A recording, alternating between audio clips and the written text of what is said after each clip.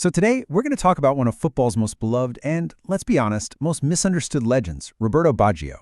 He's a player whose entire story seems to get boiled down to one single heartbreaking moment, but his legacy, well, it's so much bigger than that. All right, let's dive right in. And this is the central puzzle of Roberto Baggio. It's a real head-scratcher, right? For a whole generation of fans, if you say his name, they immediately think of that one tragic penalty kick in the 1994 World Cup. And yet, he is absolutely revered in Italy and all over the world as a true hero of the game. So how can both of those things be true at the same time? Well, that's exactly what we're here to break down. To really get Baggio, you've got to start with the image he projected. See, he was way more than just a guy who was good at football. He was an icon.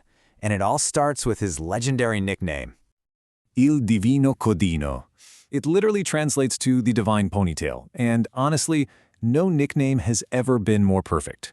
The ponytail part, that's obvious, right? It was his signature look. You could spot him anywhere on the pitch. But the divine part, now that gets to the heart of it. That was about the way he played. It was elegant, creative, almost spiritual. The guy wasn't just playing a game, he was creating art out there. Okay, but before we get to that moment, and you know the one I'm talking about, let's just establish something really important. This wasn't just some stylish player who looked cool. This man was, without a doubt, one of the best in the world, and he had the hardware to prove it.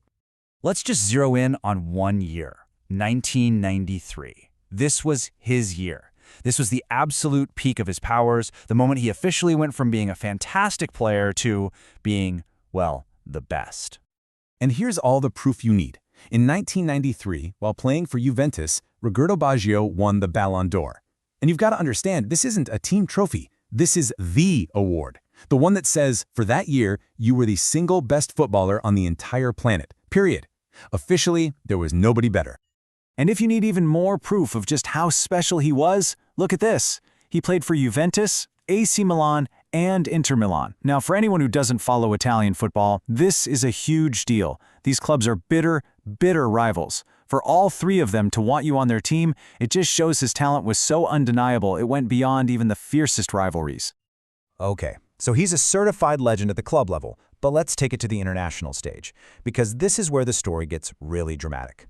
Playing for Italy, this is where he cemented his legend, for better and, as we'll see, for worse. His consistency was just incredible. 3 World Cups. But here's the kicker. He is the only Italian player in history to score in 3 different World Cup tournaments. Think about all the legendary strikers Italy has produced, and Baggio is the only one to do it. The guy was just clutch when the lights were brightest. But let's zoom in on that 1994 World Cup in the USA. Because this tournament, this is the core of the Baggio legend. The Italian team, honestly, they weren't looking great. They were kind of stumbling along. But they had an ace up their sleeve, Roberto Baggio. And once the knockout rounds began, he basically put the entire nation on his shoulders and just carried them. How did he do it? It all comes down to this number, 5. He scored 5 crucial goals in the knockout stages alone. And these weren't just any goals. We're talking a last-minute equalizer against Nigeria to save them from getting knocked out, the game winner against Spain, and then both goals in the semifinal against Bulgaria. It was an absolutely heroic one-man show. Back home, he was a god. And all of that heroism, all of that magic, it all led to the World Cup final.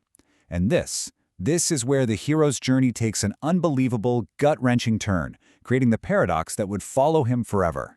So just check this out. It's the final penalty shootout against Brazil. The World Cup is on the line, and Baggio, the hero, the man who dragged Italy there, steps up to take the shot and skies it over the crossbar. Italy loses. It is the ultimate crushing agony. But then, and this is the wild part, after the dust settles, he's awarded the silver ball, naming him the second best player of the entire tournament. How can you be the villain and the hero in the exact same moment? So how do we square that circle? How is he still so adored after a moment like that? Well, to figure it out, we have to look beyond the pitch. We have to look past that one kick and get to know the man himself. And the answer really comes down to his character. You see, Baggio was not your typical football superstar. He was a devout Buddhist, known for this incredible sense of calm and perspective in a sport that's filled with huge egos and hot tempers. He was deeply respected for his quiet dignity and for his humanitarian work off the field. People loved the player, for sure, but they respected the man. And that's why a single kick could never, ever erase a career's worth of admiration. So it really makes you think, doesn't it? What truly defines a legend? Is it their worst moment, or is it the entire body of work? The years of brilliance, the goals, the character they showed along the way? For the Divine Ponytail, I think the answer is pretty clear.